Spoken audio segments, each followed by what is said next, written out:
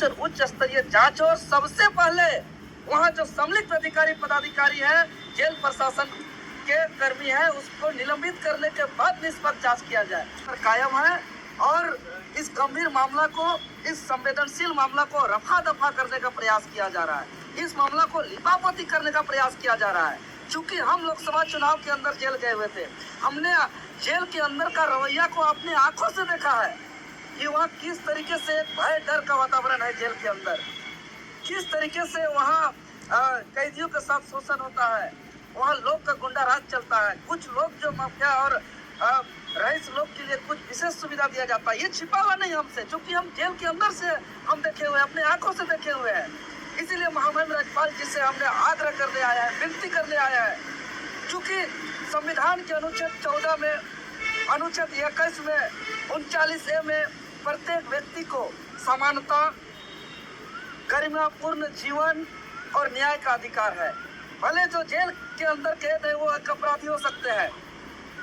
उसको वो स्वतंत्रता से वंचित हो सकते हैं, लेकिन वो अपने मौलिक अधिकार उस पर संरक्षण रहता है। और साथ ही साथ कारा अधिनियम 1894 और मॉडल प्रिजन मैनुअल 2016 के तहत राज्य सरकार को ये जिम्मेवारी है कि प्रत्येक कैदियों को एक भयमुक्त वातावरण उपलब्ध कराना,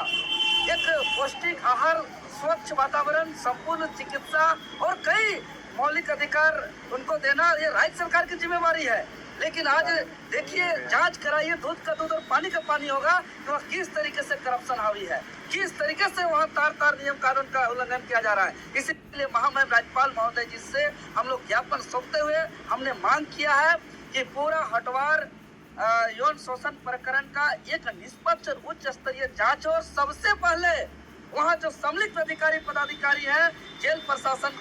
के कर्मी है, उसको निलंबित करने के बाद निष्पक्ष जांच किया जाए। साथ ही साथ वहाँ का सुरक्षा व्यवस्था को कायम करने के लिए सीसीटीवी फुटेज की बात हो या जो भी मानक है उनको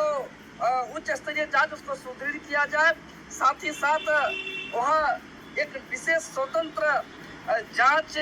और स्वतंत्र शिकायत प्राप्त करने का तंत्र एक स्थापित किया जाए और निरंतर, चाहे मानव अधिकार आयोग हो या जिला प्रशासन हो, उसका निरंतर जांच किया जाए और साथ ही साथ उस जांच प्रतिवेदन का सार्वजनिक किया जाए। क्योंकि हम जब जेल में थे तो जेल से जब हमने पत्र लिखा था एक जनता के नाम संदेश, वो पत्र को मेरा बाहर आने नहीं दिया, जबकि मेरा कैदी होने के नाते वो मेरा जेल का पत्र लिखना मेरा अधिकार था, लेकिन वो अधिकार हमको नहीं दिया गया। राज्यपाल तो बहुत गंभीरता से लिए बातों को, बहुत सीरियस लिया, बोले कि इतना कि इस पर निष्पक्ष जांच हो और कठोर कार्रवाई हो, चूंकि कानून व्यवस्था यहाँ ध्वस्त नहीं होना चाहिए और जो विश्वास है लोगों का कानून के प्रति, वो विश्वास हमेशा बना रहना चाहिए।